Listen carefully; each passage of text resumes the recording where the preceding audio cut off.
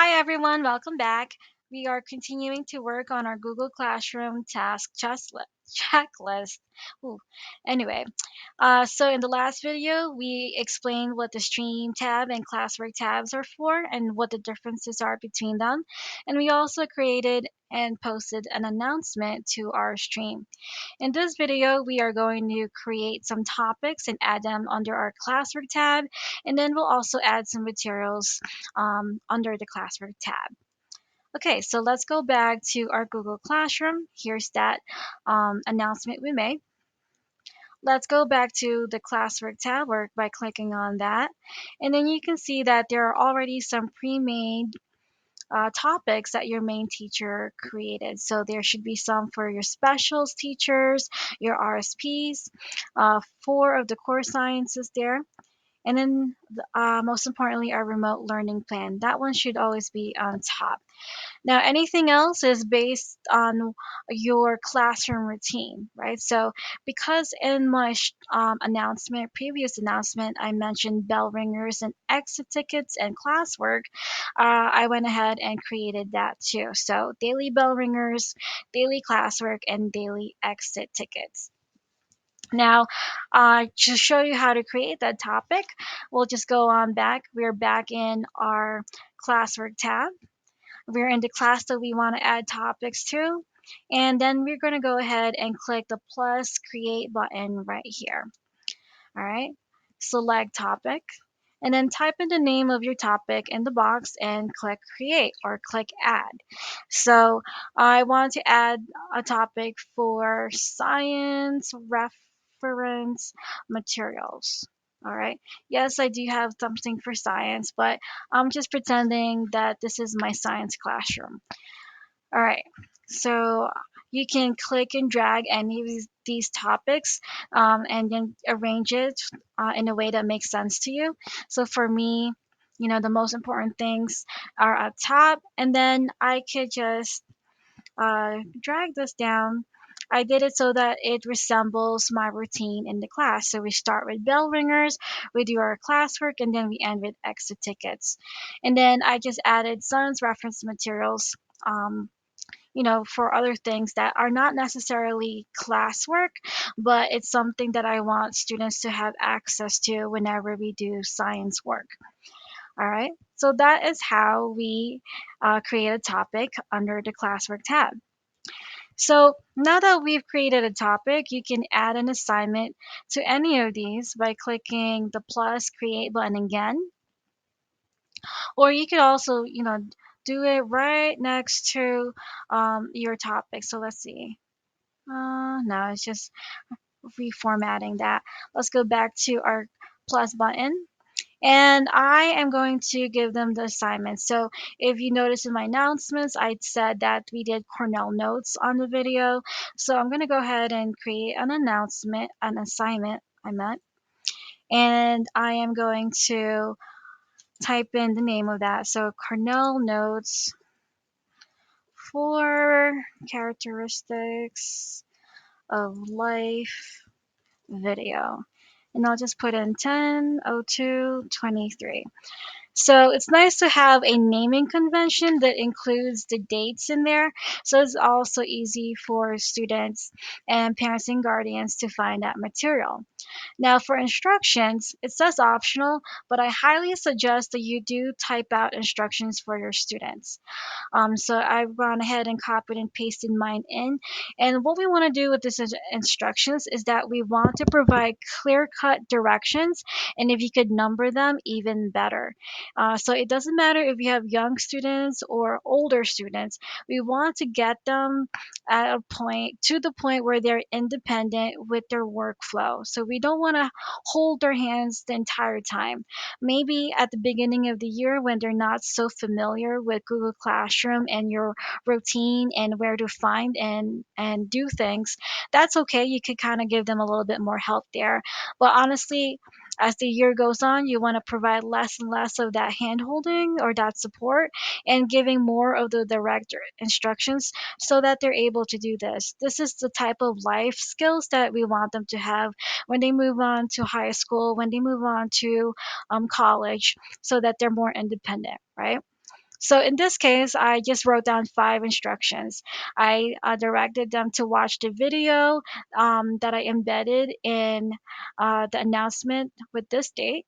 I told them to write down 5 facts, write down 3 questions, and then summarize their video, and then turn in their Cornell notes. Okay, and then we want it in about 5 steps here. We normally don't want anything more than 10 because then they just get overwhelmed.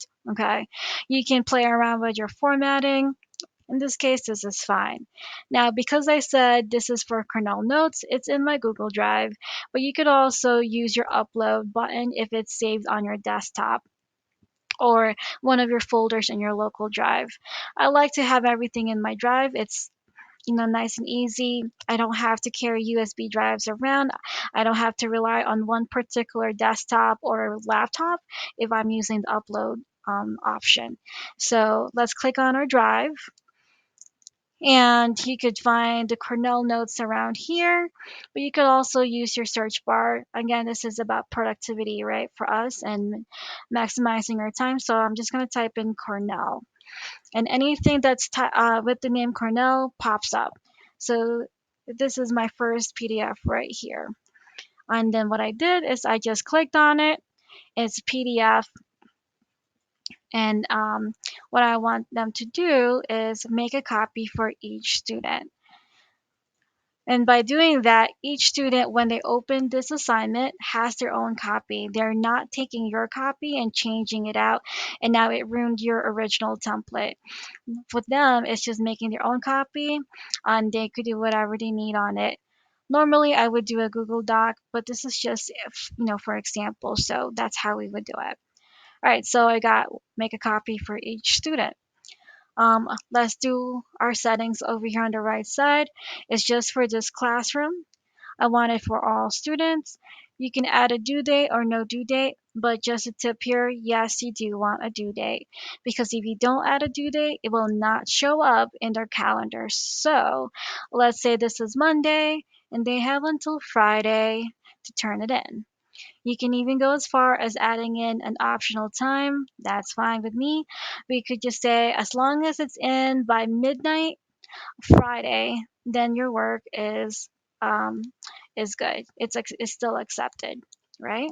And then you even have the option close submissions after due date. I would say, yeah, go ahead and do that, because that way you can see clearly at a glance which students have finished their work, and you can get your grades in for progress reports, or which students, especially absent ones, who have returned to the class and still haven't done it. So you might want to give them that verbal reminder in class. All right, so topic, we're going to add this to daily classwork. So I'm just going to scroll down. Oh, no, no, no. I didn't do it in my daily classwork, did I? Yes, I did. Let's go back. There you go, daily classwork. Ooh, I scrolled too fast. And if you want to deal with grading right now, you certainly can do that. I didn't set up any grading scales here because it's a fake class. But we'll definitely talk about that in another video. All right, so I've got everything set. My instructions are here. I've made a copy for each student of the Cornell notes. It goes out to everyone, and it's due midnight Friday. Under daily classwork, I can assign it right now. And again, like I said before, you always have that option to schedule it. So if I was doing this on Sunday night, I can schedule it to show up on Monday morning. Or if you're doing this right now, during a quick break and the bell rang, you can go ahead and save the draft and then go back to it later. In this case, I do want to assign it right now, and it's assigning it. And then let's see where it goes. All right, there it is. So there's my Cornell notes with the deadline. And if they click on it as a teacher, you can see how many students turned in and how many of them still haven't worked on it yet. Perfect. Now, what if we want to add something else? I did create, let's get out of here. Okay, let's just, or not. Okay, so clicking on that, it just brings me back to the actual page. So this is what the teacher sees. This is what the student sees as well. and then just another version of what you saw in that drop down. So I'm just gonna go back to, I'm just gonna go back to my home and classwork. Okay, it's still there. That's fine. So now I want to add a different material over to this topic, science reference materials. So I will go back up here and I will make sure it's all under topics, and then I will create. And then this time I'll select material. So material, remember, is just a reference sheet. So maybe a periodic table or a reference chart, or some material that your students might need to have on hand when they are doing their classwork or when they're doing some type of activity, and you don't want to keep giving them copies, right?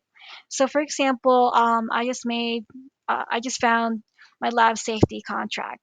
So I did add that as a reminder in my announcement. So of course I'm gonna have to follow up.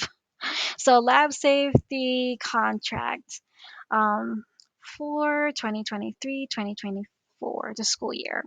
You can add in a description. That's fine. You can leave it blank. That's fine as well. Um, so what I do now is I'm just gonna go to my Google Drive to find the lab safety contract. Again, I'm just going to use my search bar and type in lab safety contract. And honestly, you don't even need to type all of that out. You could just type in the first word and it'll find everything up for you. It's usually your first choice. So here we go. Flynn lab safety contract. I double clicked on it and now it's embedded. All right. So let's go on back to my settings over here on the right. I still want it just for this Google Classroom. It goes out to all students, but I will go on down to science reference materials. Okay. And you know what? Let's schedule it just so that you can see that.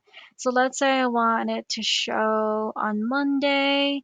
It's 11:25 now. Let's say 11:26, just so that you can see what it looks like. All right. So let's schedule. Okay. So here we are. Science reference materials.